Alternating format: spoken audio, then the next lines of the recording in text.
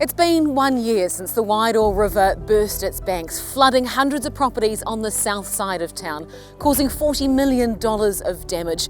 And while the community has rallied hard to get back on its feet, there are still 83 yellow stickered properties, as many of these people were uninsured. So come on in, and this was our dining and lounge area, and since the flood we cut out all the walls up to 600 high. Kevin Buchanan finished building his home just months before the flood hit. It wasn't consented yet, so he didn't have any insurance. Oh, awful, because we've been living in a porticom next door and trying to get on with our lives, and struggling because we couldn't see a way clear to get this done. So how would you describe the past sort of 12 months to people? Oh, awful, absolutely. We were just living here, minding our own business, not annoying anybody, and all of a sudden our lives were just turned upside down, and it put a huge financial strain on us.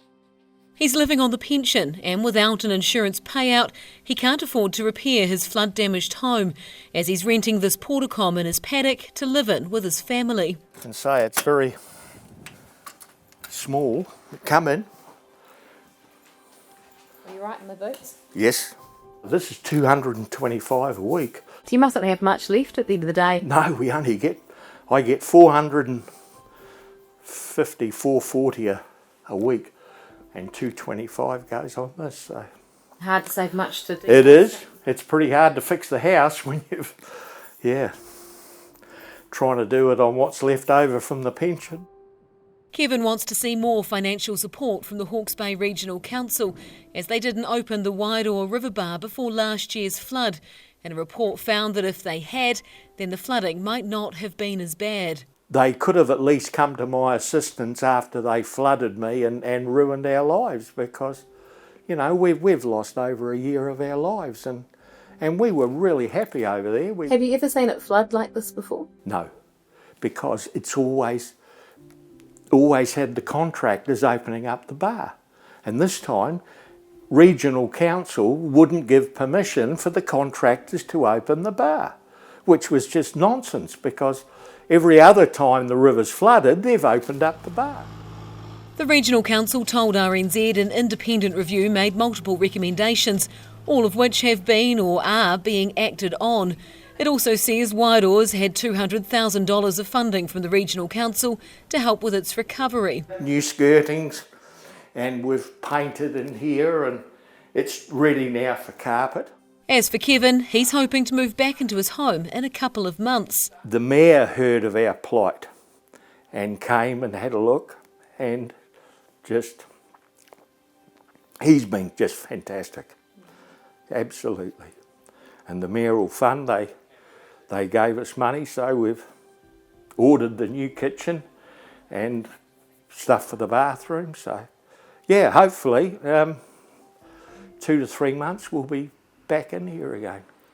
It's been a turbulent and trying year for the Wairoa community, and the recovery is still far from over. Oh, we're still struggling. There's nothing to celebrate, that's for sure, And, I've been to quite a few people recently, and I still, even the ones that were fully insured, I still had a pocket of 20K.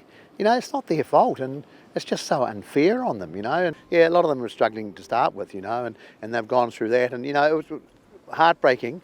And you've seen Alexa, people lost all their possessions. I just want to know that I'm not going to give up for you. I'm going to keep fighting. A lot of people in Wairoa are still doing the same. So, but there's still a little bit of money in the Mayoral Relief Fund. Please come to us if you think you're out of pocket.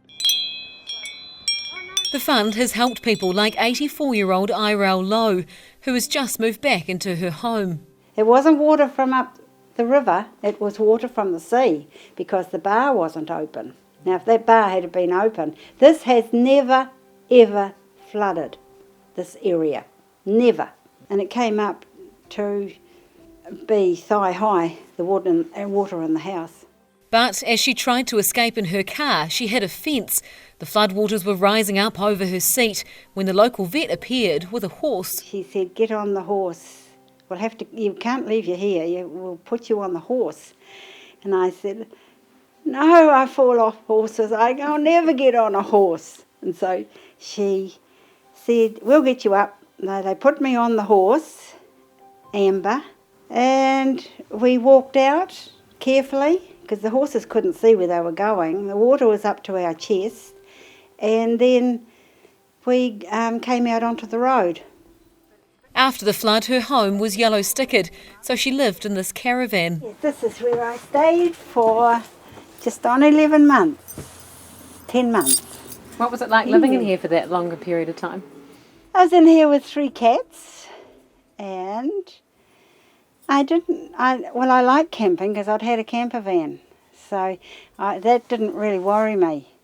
And I could see what was going on, and all the robbers kept coming here, and I'd get the police here twice in one night. One had they had a big dog, and I was here. We would be robbed again. And they took my son had stored things with me because he works in Mahia, and they stole most of his stuff, good fishing stuff, and his brand new electric bike. So it was really bad, and they kept coming back.